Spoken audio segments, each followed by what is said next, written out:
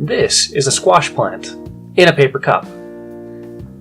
These are more plants in paper cups. In this video, I will be showing you how to make this type of paper pot using origami and newspaper, or more precisely, a phone book. The nice thing about these phone books and newspapers is that they tend to use soy-based ink and a thin, porous paper that is excellent for letting roots digest through.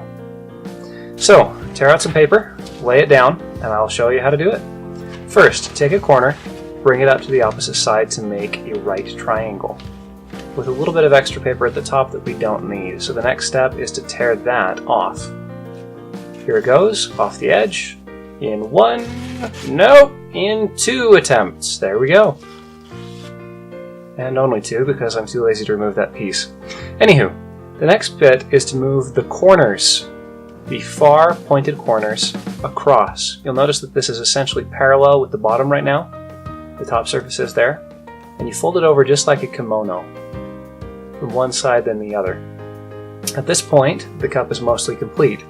These 2 tabs at the top open this way, and you're going to fold one down on the front and the other down on the back.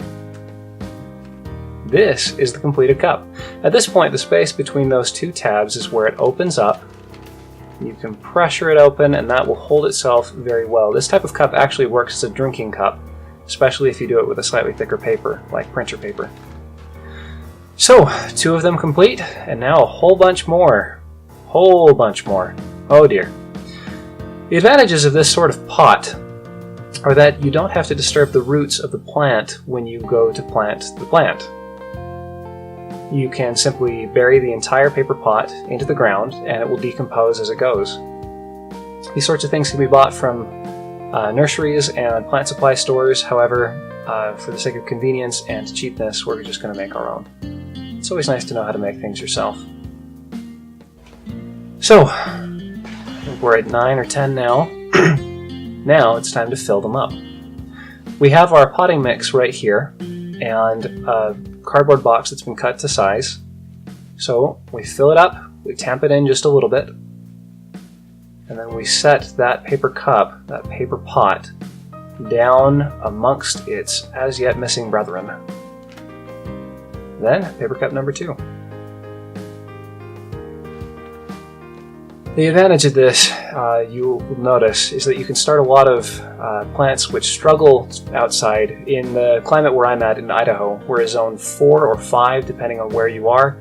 Here we're a zone kind of straddling the border between 4 and 5, which is very cold. Tomatoes do not like this temperature.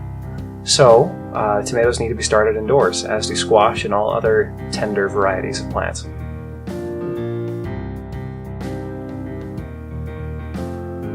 There they go. All stacked in rows. The cups are pointed on the bottom a little bit, but they do settle, so if you press them into shape, they will go into the proper orientation. Now, this is something else you can do. You can get a whole stack of paper that aren't square, and then cut them with scissors to get a stack of square pieces, which then work beautifully for making more cups. Many, many more cups. At this point, I'm seeding cucumbers on the first row. 1 seed per pot, and we'll see how well they germinate. And for the next row, it looks like it's going to be peppers.